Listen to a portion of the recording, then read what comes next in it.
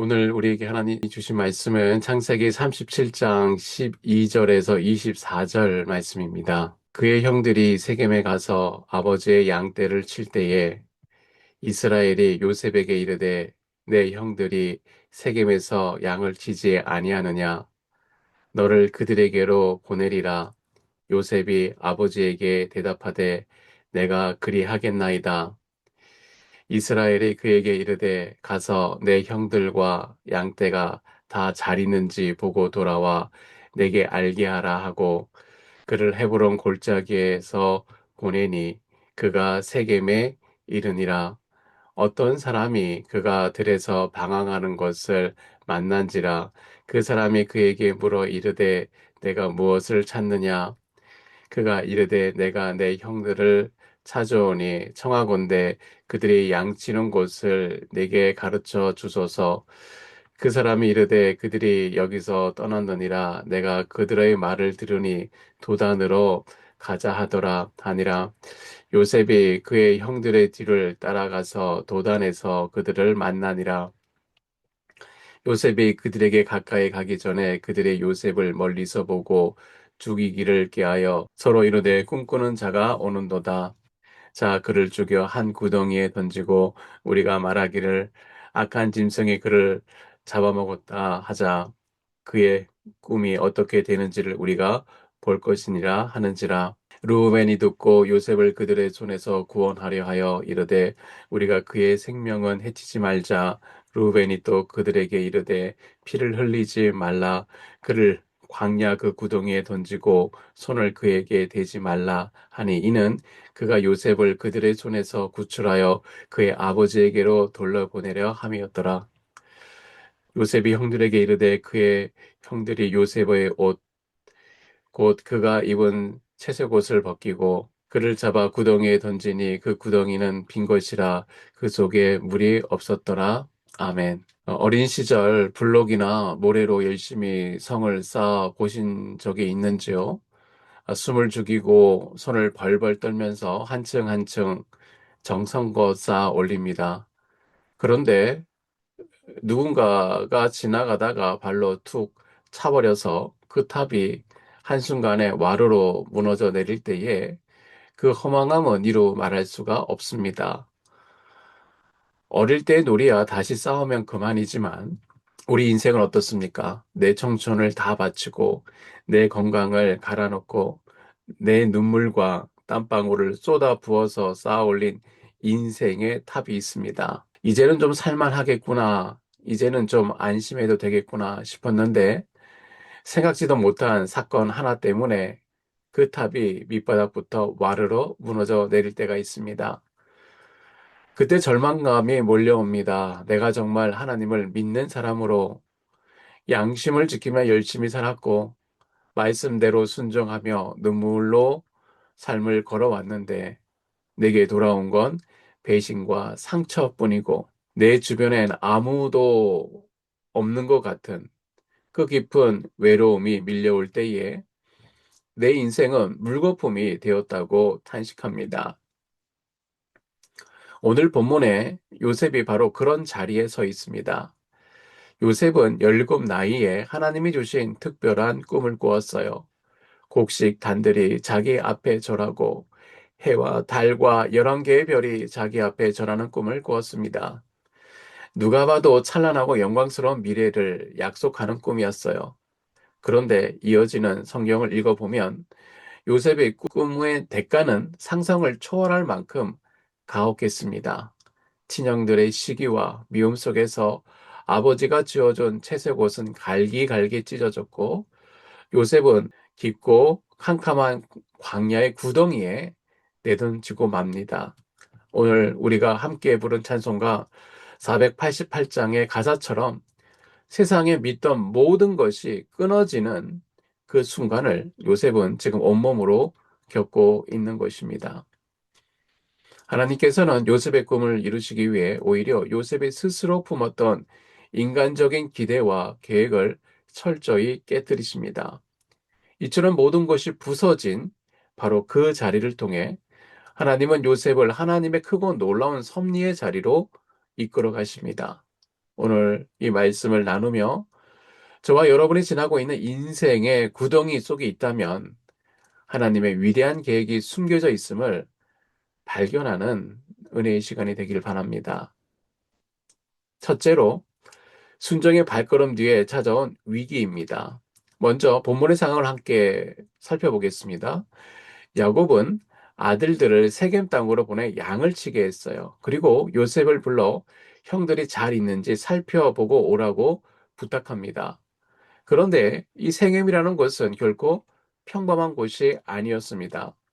불과 2년 전 누이 디나의 사건으로 인해 시몬과 레위가 그 성읍 사람들을 무참히 살육했던, 언제 보복이 들어와도 이상하지 않을 위험천만한 적진과 같은 땅이었습니다.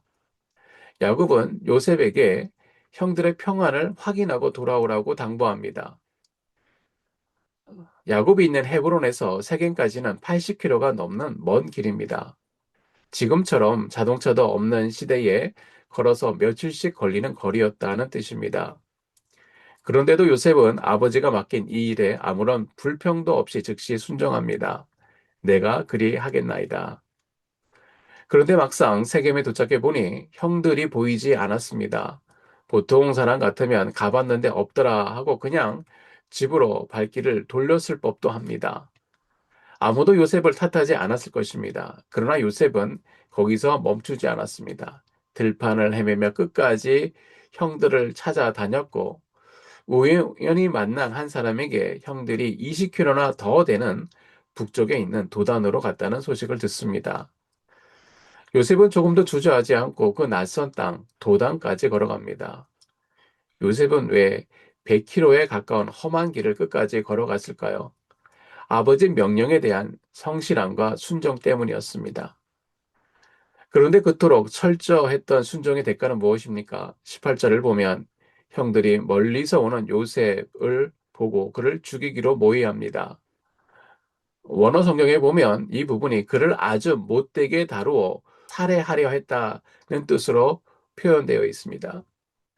단순히 화가 나서 홧김에 저지른 일이 아니라 치밀하게 계획되어 있다는 뜻입니다. 본문의 이 장면을 가만히 보다 보면 인간 존재가 얼마나 무섭고 끔찍할 수 있는지 그 잔인한 바닥을 여실히 마주하게 됩니다. 요셉은 지금 빛 한 줄기 들어오지 않는 이 캄캄한 구덩이 속에서 인간의 내면의 도산인 죄성이 얼마나 깊고 지독한지를 온몸으로 아주 뼈저리게 배우고 있는 것입니다. 사람은 사랑할 대상이지 결코 의지할 대상이 아니구나. 우리는 왜 그토록 수많은 인간관계 속에서 쉽게 무너지고 상처받고 밤을 지새우며 우울해할까요? 왜 그렇게 사람이라는 존재 앞에서 쉽게 실망하고 낭망할까요? 이유는 간단합니다. 내가 흘린 마음만큼 돌려받으려 하고 불완전한 사람을 마치 완전한 하나님처럼 의지하려 하기 때문입니다. 적어도 저 사람만큼은 내 마음의 깊이를 알아주겠지. 저 사람만큼은 나를 떠나지 않겠지. 하지만 여러분, 사람은 그럴 수 있는 존재가 아닙니다. 그 누구도 타인의 인생을 책임질 구원자가 될 수 없습니다. 우리 모두는 그저 결핍으로 가득하고 연약함에 휘둘리는 죄의 DNA를 가진 인생들일 뿐입니다. 하나님은 지금 요셉을 이 처절한 고난의 구덩이에 머물게 하심으로 그의 인생의 가장 중요한 영적 패러다임, 사고 방식을 전환하고 계세요. 사람에게 두었던 모든 지나친 기대와 시선을 내려놓는 훈련. 그리고 이제는 내 존재의 중심에 오직 여호와 하나님 한 분을 붙드는 절대적인 신앙의 훈련을 그 캄캄한 구덩이 밑바닥에서 시작하고 계시는 것입니다. 둘째로, 하나님의 꿈을 막는 악인의 모의가 있지만 하나님의 섭리 가운데 이루어 가십니다.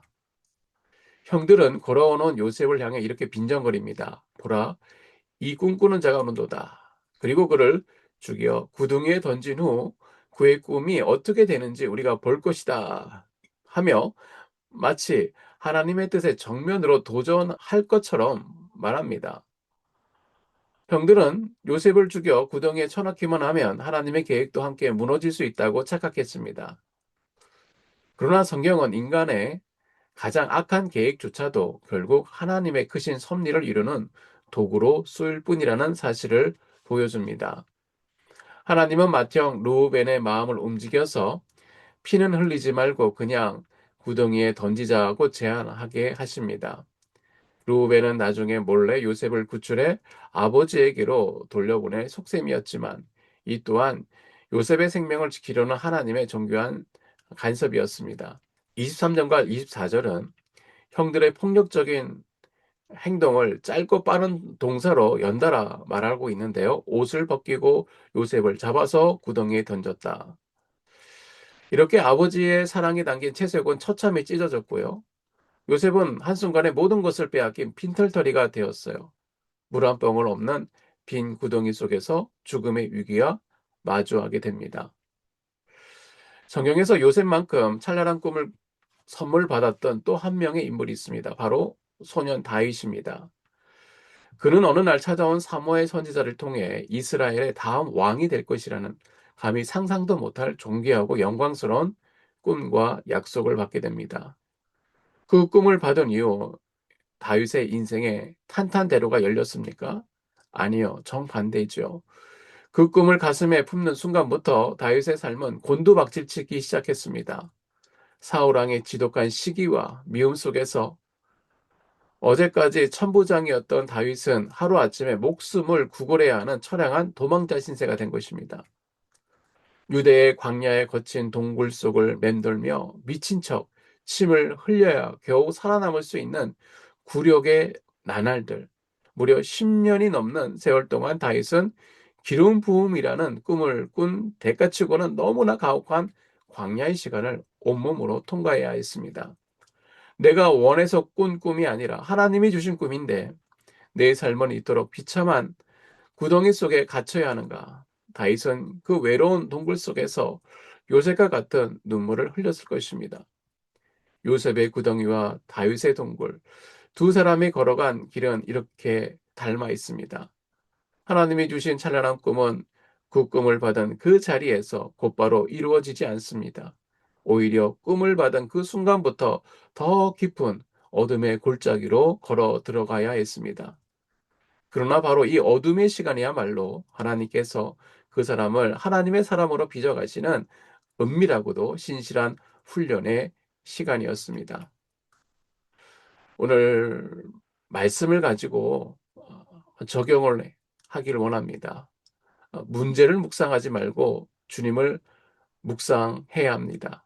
미국의 심리학자 윌리엄 제임스는 이런 말을 남겼어요. 사람이 생각을 바꿀 때 그의 인생 전체가 바뀐다. 실제로 우리의 생각의 힘이 얼마나 강력한지 보여주는 유명한 사건이 하나 있어요. 고장난 냉장고 안에 한 사람이 갇히게 되었습니다. 당시 그 내부 온도는 영상 13도로 생명에는 전혀 지장이 없는 안전한 온도였습니다. 하지만 그 안에 갇힌 사람의 마음을 지배한 생각은 달랐어요.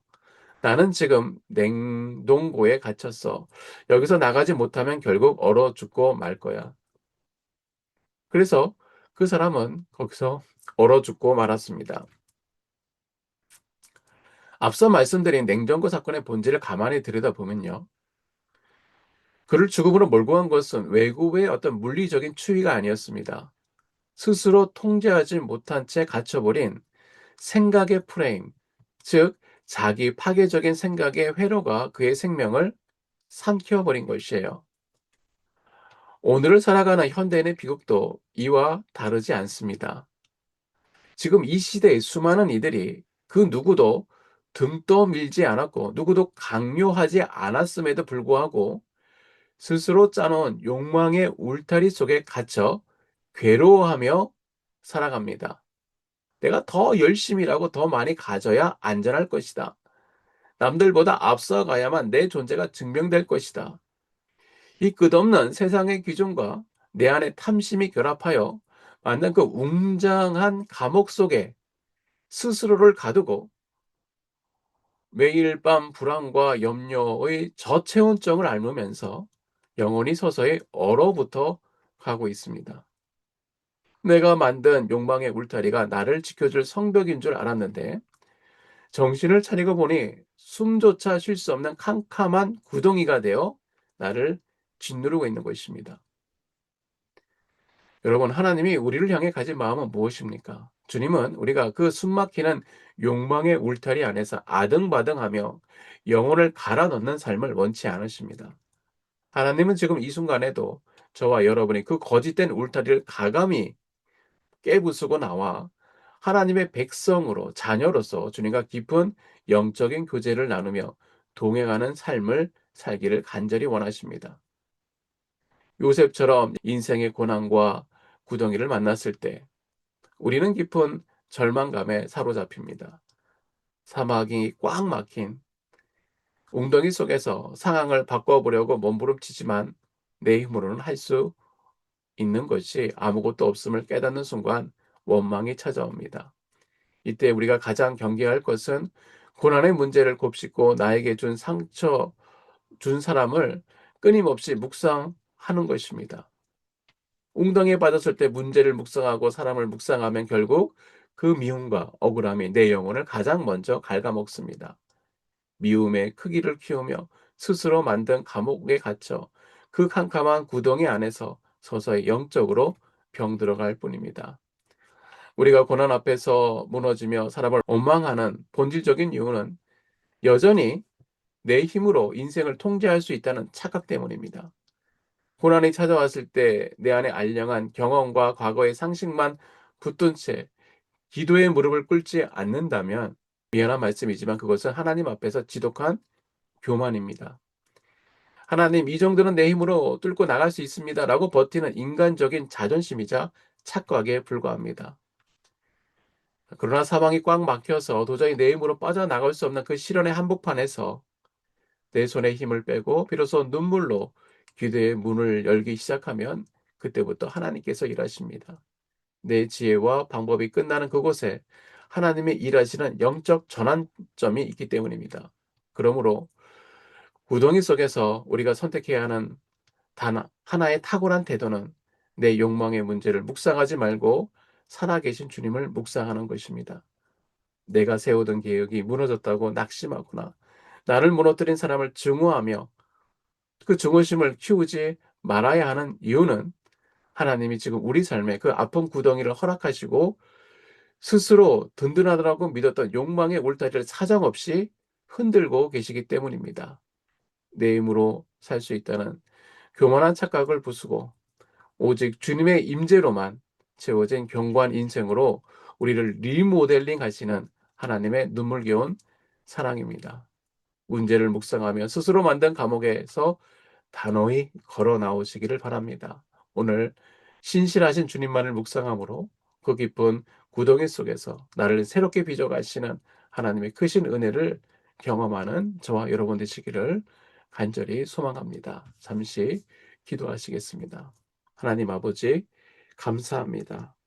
오늘 물 없는 빈 구덩이에 던져진 요셉의 고난을 통해서 참된 순종과 하나님의 섭리를 깨닫게 하여 주시니 감사합니다. 내가 만든 욕망의 링 안에 갇혀서 끝없이 싸워가다가 허무하게 죽어가는 인생. 주님, 저희들을 불쌍히 여겨 주시옵시고 오직 하나님의 뜻으로 새롭게 하여 주시옵소서. 우리가 인생의 시련을 만날 때 사람을 원망하거나 문제를 붙들고 낙심하지 않게 하여 주시고 나를 기도의 사람으로 단련시키는 주님의 손길을 바라보게 하여 주시옵소서. 지금 통과하고 있는 고난의 터널 속에서 하나님의 찬란한 아침과 영광이 기다리고 있음을 믿고 오늘도 주님만 의지하며 담대히 살아가게 하여 주시옵소서. 우리를 사랑하시는 예수님의 이름으로 기도드립니다.